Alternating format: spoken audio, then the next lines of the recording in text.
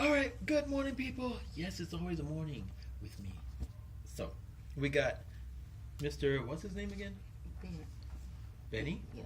We got Benny here. Yeah, he's stubborn. We're going to be looking at some bones of the skull this morning. One easy way to learn the bones is take a picture of the bone, put it on the front of a page of a notebook, then write the number of parts you need to know. That is the number, not the names. Then on the back, list out the parts. And as you're flipping through that notebook, try to recall the different parts of that bone. So today we're going to be looking at Mr. Benny. And we're going to identify some parts. I'm going to be asking questions. We have the frontal bone here, which of course, yes, is in the front.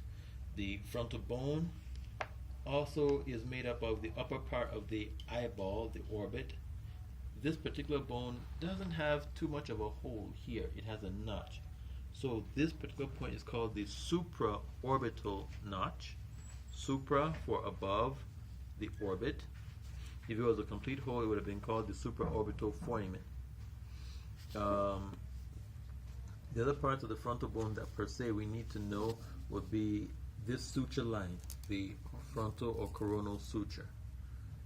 Now let's go to the parietal bones, which are in a pair for parietal, courtesy of one of our awesome students.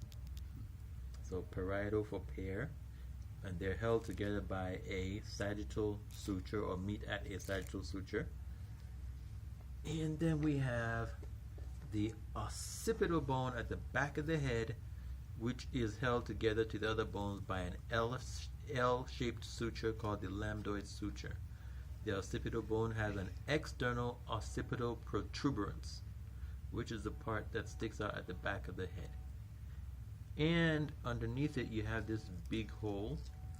The medical term for hole is foramen, one of the terms, and this is big, so magnum. So this is the foramen magnum, through which the spinal cord passes when it's going to join or fit into or attach to the brain.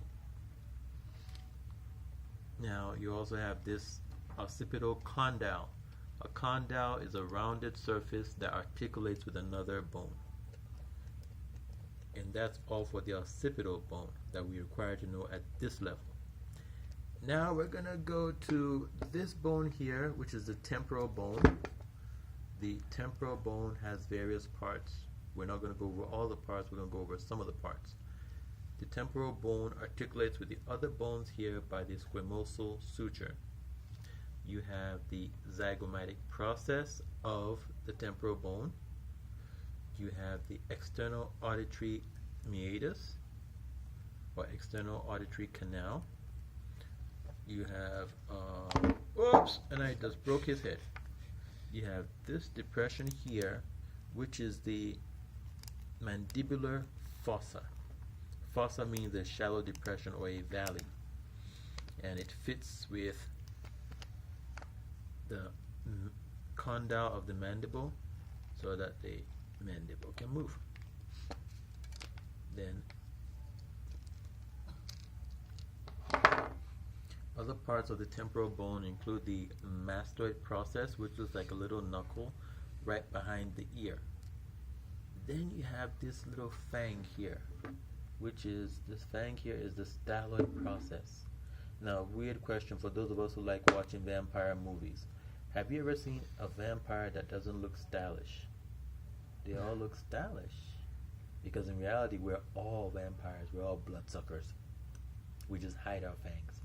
So, you have your styloid process back here for the vampire features that we all have. Moving on from there. Now, the last few parts of the temporal bone we need to look at. If you were to draw a line from the styloid process to the other styloid process, you would notice that behind this line there is this jagged hole. Jagged hole for jugular foramen, and then in front of it there's this real nice hole or canal for the carotid artery, the carotid canal. Alright, so that's all for the temporal bone that we're going to go over. Then we're going to move on to our next video. Thank you.